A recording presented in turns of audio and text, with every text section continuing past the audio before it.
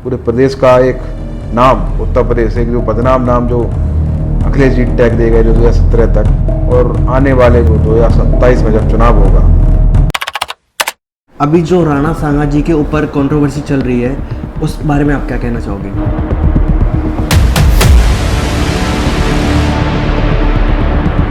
Hey, so what's up guys, welcome back to my channel, it's AJ. So today we are here to take a podcast of district panchayat member जिनका नाम है सुमित प्रताप सिंह।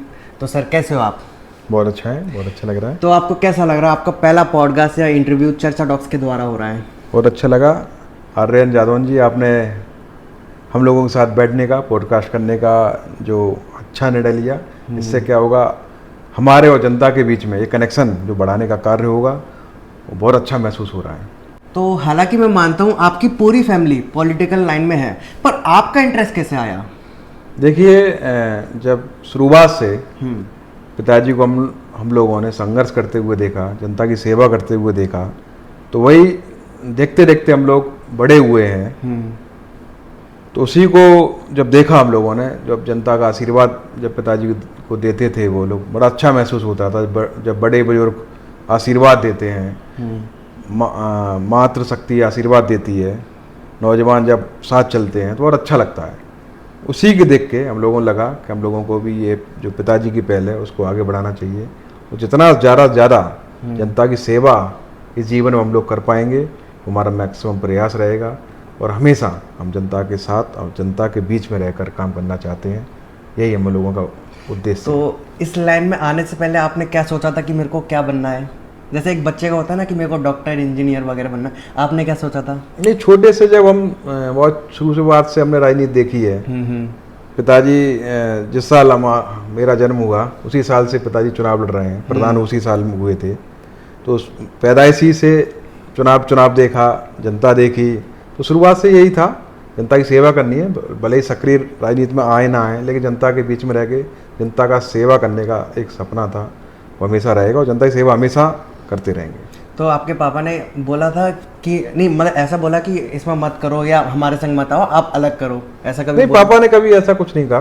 पापा का तो जो मन था, जो अपना जो करना है दिल से जो अच्छा लगे, लेकिन उनका भाव हमेशा एक ही रहता है, अगर भगवान की कृपा है हम लोगों पे, ये मौका हम लोगों को मिल सकता है कि अगर जनता के ज़्यादा से ज़्यादा बेहतर जनहित के कार्य, विकास कार्य कर सकते हैं तो करने चाहिए।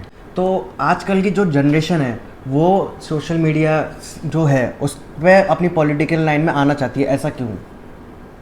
ये सोशल मीडिया का तो खैर अभी ज़माना है, आना भी चाहिए, यूथ को आगे आना चाहिए, समाज को बढ़ चढ़ के हिस्सा लेना चाहिए।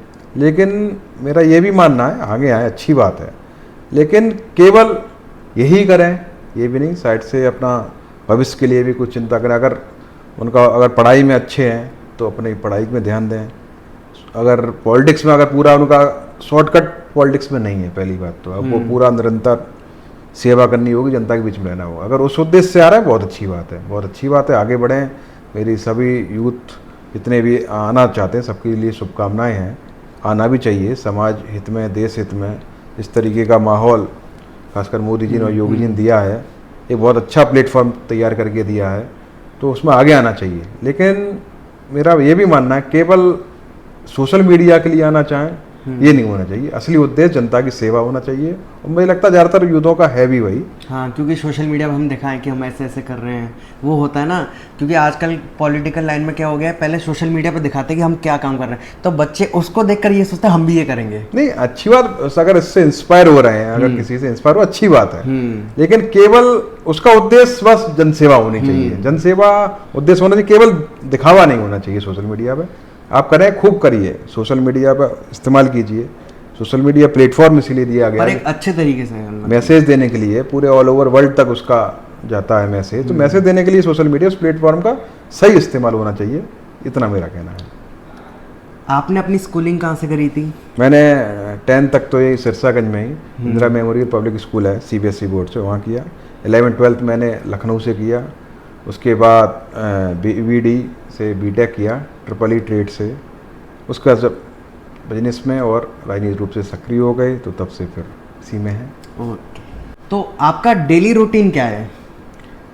डेली रूटीन है, लगभग 6 बजे के आसपास हम उठते हैं, उसके बाद लगभग 1 से 1.5 घंटा थोड़ा शारीरिक व्यायाम या योगा जो आप कहें। उसके बाद स्नान करने के बाद हम लोग भोले बाबा के भक्त हैं, ईश्वरवादी हैं। उसके बाद लगभग 40 से 45 मिनट पूजा का रहता है समय। उसके बाद नाश्ता करने के बाद सबसे पहले तो हम लोग जो सम्मानित क्षेत्रीय जन आते हैं, क्षेत्रवासी आते हैं, उनसे मिलने का रहता है प्रयास, मिला जाए। उसके बाद लगभग वही 1 बजे के करीब हम लोग क्षेत्र में निकल जाते हैं। फिर रात तक जो भी कार्यक्रम है, शादी ब्याह हैं, छोटे मोटे फंक्शन हैं, वहाँ आना जाना और रात में अटेंड करने के बाद रात में आके सो जाना। सुबह से फिर वही क्रिया शुरू, डेली रूटीन। तो आप लोगों की प्रॉब्लम्स को कैसे मैनेज करते हो? देखिए, जैसे हम लोग सुबह बैठते ही हैं, तो डेली का ही हम लोगों का रूटीन रहता है, ज़्यादा लोगों से मिलें, क्योंकि उनकी एक अपेक्षा है। और हम लोग प्रयास भी करते हैं, जैसे किसी भी स्तर पर अगर उसको कैसे सॉल्व करना है तो संबंधित से तुरंत फ़ोन पर बात कर चिट्ठी लिख कर उचित माध्यम से, मेरा लेकिन मतलब एक ही रहना चाहिए, उस प्रॉब्लम को जल्द से जल्द सॉल्व किया जाए। किसी माध्यम से हो, और माध्यम से हमारा प्रयास रहता है, ताकि वो जो बेचारा किसी आस के साथ हमारे पास आया है वो आस पूरी कर सकें, और समयबद्ध, ये नहीं कि उसे भटकना पड़े। अगर आपने किसी की मतलब किसी के लिए कॉल किया या बात करी और वो बात नहीं हो पाई, तो आप क्या एक्शन लेते हो? तो उसी हिसाब से एक्शन लिया जाता है।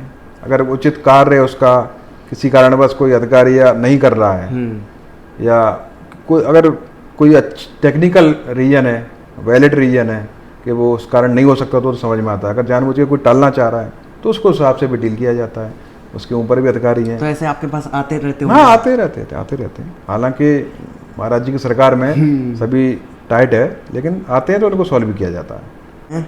आपको किन चीज़ों में इंटरेस्ट है इन चीज़ों के अलावा? अब समय का अभाव तो है ही है, समय कम निकल पाता है, तो इंटरेस्ट तो धीरे धीरे जहाँ भी थे कमी है, लेकिन प्रयास ही रहता है कभी परिवार के साथ, बच्चों के साथ साल में एक कोई ट्रिप हो जाए, बाहर घुमाएं, क्योंकि बच्चे भी आजकल ये अपेक्षा करते हैं समय उनको दिया जाए, तो ये रहता है। लेकिन समय का थोड़ा अभाव है, तो आजकल हो नहीं पाता है। अब आपने ऐसी फैमिली की बात करी, आपकी पूरी फैमिली में सब अपना अपना काम करते हैं, तो ऐसा कब टाइम आ पाता है जब सब मिल जाते हैं एक साथ?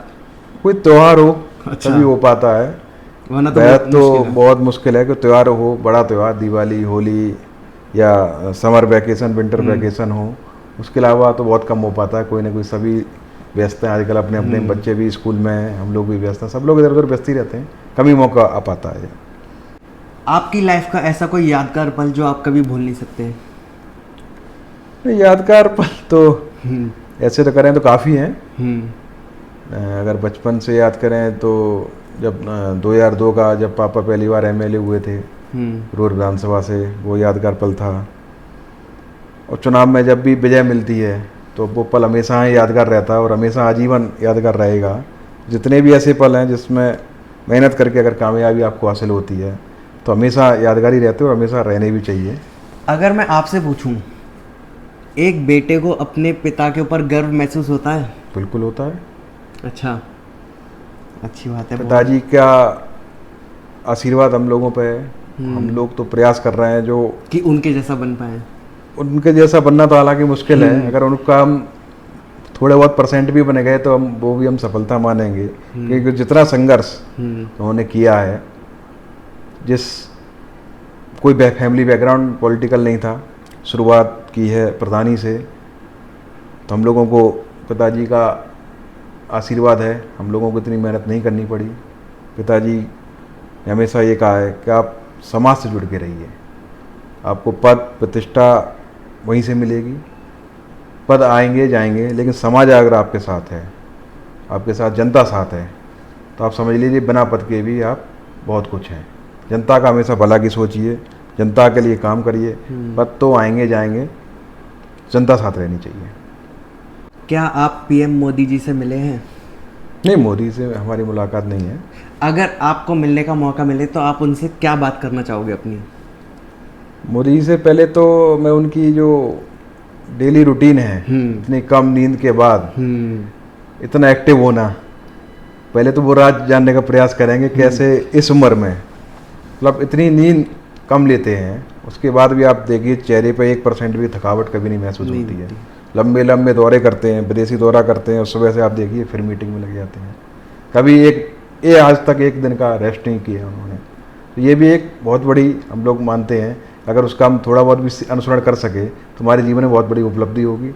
बाकी उनके जो माइंडसेट है, ये भारत को एक विकसित भारत बनाने का, उसके लिए जो भी उनसे आशीष वचन मिलेंगे उसके लिए, और हम सहयोग कर पाएंगे, इससे बहुत बड़ी उपलब्धि होगी। तो वक्फ बोर्ड संशोधन के बारे में आपके क्या विचार हैं? देखिए, जो पुराना संविधान वक्फ बोर्ड में चला आ रहा था, उसको चेंज करने का फैसला सरकार द्वारा लिया गया। उस बिल को कल संसद में पेश किया गया, और देर रात जब बहस होने के बाद वोटिंग आई और उसको संसद से पारित किया गया। कुछ ऐसी चीज़ें उस बिल में थी, उनको बदलना देश हित के लिए बहुत आवश्यक था। लगातार हिंदुस्तान की जनता की यही मांग रही थी कि इसमें जो कमियां हैं, हर बिल में कोई ना कोई कमी रहती है, जनता की डिमांड पर उसको चेंज कर किया जाता है। उस कमियों को कल रात में दूर किया गया है, और मुझे लगता है ये देश हित के लिए, देश को हम बहुत आगे ले जाने की सोच रख रहे हैं। हमारी सरकार मोदी जी के नेतृत्व में बहुत आगे ले जाने की रख रही है। तो छोटे मोटे बिल, वो छोटे मोटे चेंजेस इन बिलों में, इन बिलों के माध्यम से आना बहुत ज़रूरी है। कुछ कमियां हर चीज़ में रहती हैं, वो कमी थी उसमें, उनको माननीय अमित शाह जी ने, हमारे जो माननीय गृह मंत्री जी हैं, उन्होंने कल बहुत डिटेल में संसद में चर्चा की। सारे सांसदों ने, जो भारतीय जनता पार्टी और सहयोगी दलों ने उसका समर्थन किया। विरोधी दलों को पता नहीं हर चीज़ में विरोध करने की आदत है, तो उन्होंने एज इट इज विरोध किया, लेकिन वो देश हित की चिंता नहीं कर रहे हैं। वो अपने वोटों की चिंता करते हैं, केवल देश हित की उन्हें चिंता नहीं है। मैं बधाई देना चाहता हूँ हमारी मोदी सरकार को, उन्होंने इस बिल को पारित कराने का कार्य किया, और जनता को बधाई देता हूँ। इससे आने वाले समय में बहुत लाभ मिलेगा पूरे देश को। तो योगी जी की सरकार के बारे में आप क्या कहना चाहोगे? देखिए, माननीय मोदी जी के नेतृत्व में जब 2014 में शपथ हुई, उसके बाद काफ़ी बदलाव पूरे देश में शुरू हुए। लेकिन उत्तर प्रदेश 14 से 17 चूँकि समाजवादी पार्टी की सरकार थी, तो यहाँ उस हिसाब से उस रूटीन में नहीं आ पा रहा था। लेकिन जनता ने एक बदलाव दिया, यहाँ एक भारी प्रचंड बहुमत के साथ भाजपा की सीटें आईं, और योगी जी को उत्तर प्रदेश का नेतृत्व मिला। और जिस तरीके से जो बदलाव प्रदेश में योगी जी ने किया, अगर हम बात करें लॉ एंड ऑर्डर की, जो 2012 से 17 तक एक डर का माहौल पूरे प्रदेश में कर रखा था समाजवादी पार्टी सरकार ने। शाम को 6-7 बजे के बाद गांव देहात में लोग चलना भूल गए थे। छिनौती, डकैती, ऐसी तमाम घटना जो लिखी तक नहीं आती थी, बल्कि जो लिखाने जाता था उसके ऊपर एक मुकदमा लिखा दिया जाता था। जो गुंडे थे वो थाने चलाते थे। उस तरीके का माहौल था पूरे देश में, एक प्रदेश की छवि इतनी धूमिल कर दी थी। उसको सुधारा, और ऐसा सुधारा कि आज की डेट में पूरे देश में एक बुलडोजर बाबा के नाम से हमारे योगी जी की पहचान बनी।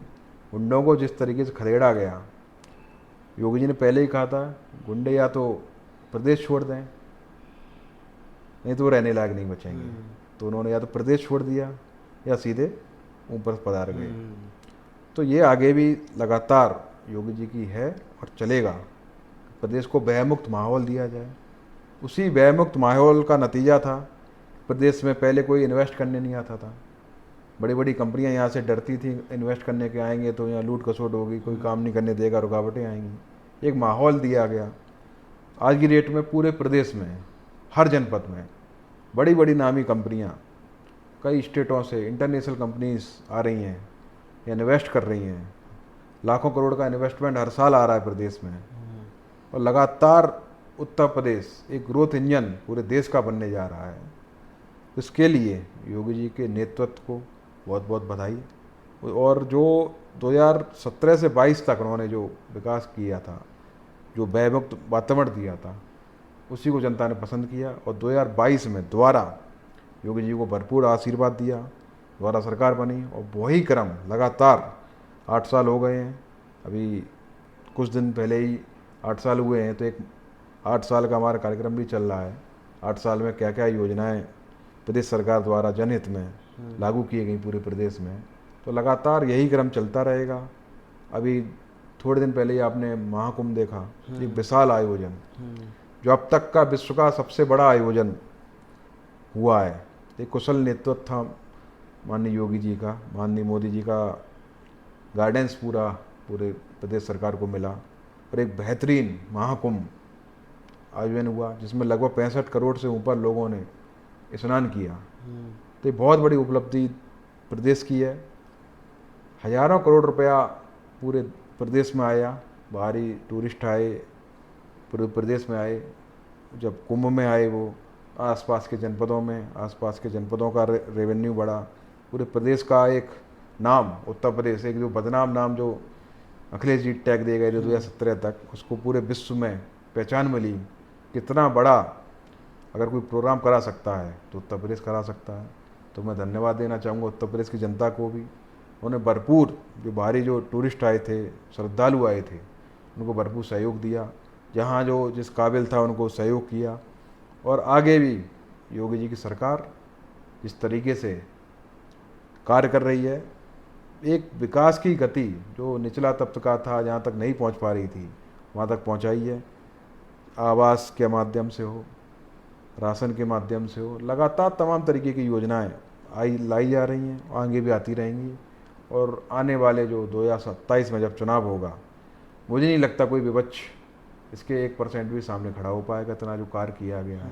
और 2027 में योगी जी के नेतृत्व में फिर सरकार बनेगी और आगे भी लगातार हम लोग जनता के बीच में रहकर कार्य करेंगे।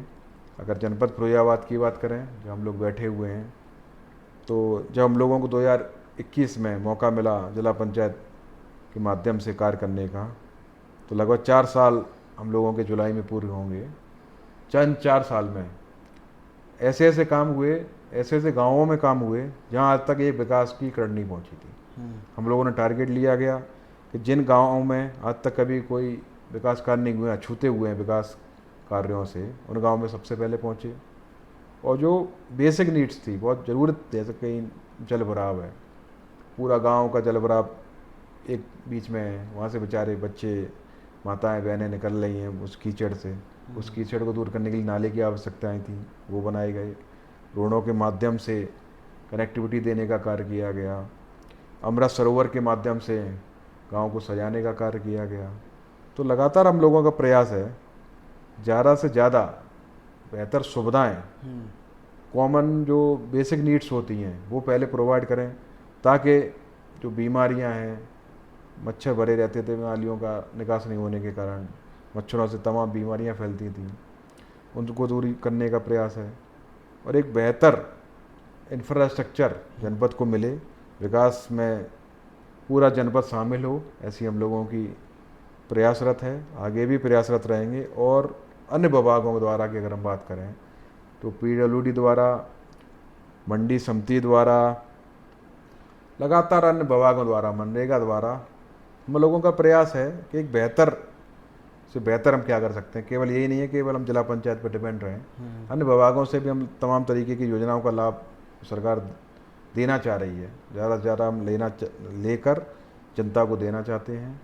जनता महाराज जी की सरकार को बहुत ज़्यादा पसंद कर रही है। महाराज जी के जो विकास कार्य हों उनको पसंद कर रही है। आगे भी हम लोग उनका जो भी सहयोग कर सकते हैं, हम लोग तो बहुत छोटे हैं महाराज जी के लिए, तो जो भी बेहतर हम कर सकेंगे प्रदेश हित के लिए, देश हित के लिए, हमेशा करते रहेंगे। और जनता से यही आशा है, ये विश्वास भी है जनता हम लोगों को, और पूरे प्रदेश की जनता, पूरे देश की जनता भारतीय जनता पार्टी के सरकारों को ऐसे ही आशीर्वाद देती रहे, ताकि जो एक विकास की गति पकड़ी है देश ने और प्रदेश ने, वो यूँ चलती रहे। और ये विकसित भारत जो माननीय प्रधानमंत्री जी का सपना है 2047 तक बनाने का देश को, वो पूरा हो सके, उसमें हम जो भी सहयोग होगा मैक्सिमम करने का प्रयास करेंगे, रात दिन मेहनत करेंगे, जनता के लिए कार्य करेंगे। तो मेरी लास्ट आपसे एक रिक्वेस्ट है बस, अगर ये पॉडकास्ट आपके पापा जी देख रहे होंगे तो क्या आप उनसे मेरा ये पॉडकास्ट उनके साथ भी करवा सकते हैं? बिल्कुल बिल्कुल, अरे बहुत अच्छा लगेगा। अगर वो मान जाए तो? बिल्कुल कराएंगे। आप लोग युवा हैं, हम उम्र हैं। हाँ, और एक ये अभी जो राणा सांगा जी के ऊपर कंट्रोवर्सी चल रही है, उस बारे में आप क्या कहना चाहोगे? देखिए, जिस तरीके से हम्म मुझे लगता है एक प्लान तरीके से हम्म ये पूरा एपिसोड चलाया गया, ये कोई ऐसा नहीं कि अचानक हुआ। हम्म समाजवादी पार्टी लगातार, और उनके जो नेता हैं, औरंगजेब की तारीफ करना, हमारे जो राणा सांगा जी हों, पुराने जितने भी पूर्वज हों, जिनके वजह से पूरा समाज आज इस मुकाम पे है कि हम लोग एक फ्रीडम महसूस कर पा रहे हैं। अब उनको औरंगजेब अच्छे लग रहे हैं, और जो हमारे जिन पूर्वज जिनकी वजह से एक हिंदुस्तान इतने सालों तक जिन्होंने संघर्ष किया, उनको आप उल्टा सीधा बोलेंगे। तो मुझे लगता है जानबूझ के एक प्लान तरीके से भावना को ठेस पहुंचाना। उसके बाद अगर कोई उल्टा सीधा बयान किसी दिलाएंगे तो देखिए रिएक्शन होना स्वाभाविक है। हमारे पूर्वज किसी भी जिन्होंने संघर्ष किया उनके बारे में आप अपशब्द बोलेंगे तो ये तो कोई बर्दाश्त नहीं करेगा। और वही उनका मोटिव भी था। तो उनको मुझे नहीं लगता ऐसे कर्म करने चाहिए, लेकिन एक तुष्टीकरण, एक मुस्लिम तुष्टीकरण के लिए ये सब किया जा रहा है। और वो माफ़ी मांगने से भी इनकार कर रहे हैं। ये माफ़ी वो मांगे जिससे गलती हो। वो तो जानबूझ प्लान तरीके से एक प्लान है। कोई भूलपूर्वक उनसे नहीं बोला गया, तो माफ़ी तब मांगते भूलपूर्वक बोलते। उन्होंने जानबूझ के बोला, जानबूझ के इसलिए बोला कि भावना ठेस पहुँचे, कुछ रिएक्शन आए, फिर हम लोग राजनीति करें। उनको दलित बनाने लगे सांसद, अभी तक सांसद थे वो अब दलित हो गए। आपने एज ए सांसद एक कोई स्टेटमेंट लोकसभा में जारी किया है, तब आप ना दलित थे, ना आप हिंदू थे, ना मुस्लिम थे, उस पर रिएक्शन दिया गया है। तो आप दलित को कॉलम आप कार्ड तो बाद में खेलना है, जानबूझ के उन्हीं से दिलाया गया। केवल उनको रामजीलाल सुमन जी को इसलिए कहा गया कि दलित थे, कि पहले उनको तय कर गए। ये समाजवादी पार्टी की बहुत मतलब तुष्टीकरण की राजनीति है, और जनता सब समझ रही है। जनता सब जानती है कि आप मुस्लिम वोटरों के लिए हमारे जो पूर्वजों को उल्टा सीधा बोलेंगे, और जो औरंगजेब जैसे उनकी तारीफ करेंगे, उनके तारीफों के पुल बांधेंगे, तो इससे क्या संदेश जाएगा समाज में? ये तो बहुत गलत है। तो आपको कैसा लगा चर्चा टॉक्स में आकर अपनी बातें रखने का? बहुत अच्छा लगा। एक अच्छा माध्यम है जनता से जुड़ने का, अपनी बात जनता तक पहुंचाने का। आपके द्वारा हम लोगों को ये मौका मिला, तो आयुष जी आपको बहुत बहुत धन्यवाद। और आगे भी जब भी मौका मिलेगा हम लोग फिर साथ होंगे, आगे की नए नए मुद्दों पर बातें करेंगे, नई नई चर्चाएँ करेंगे।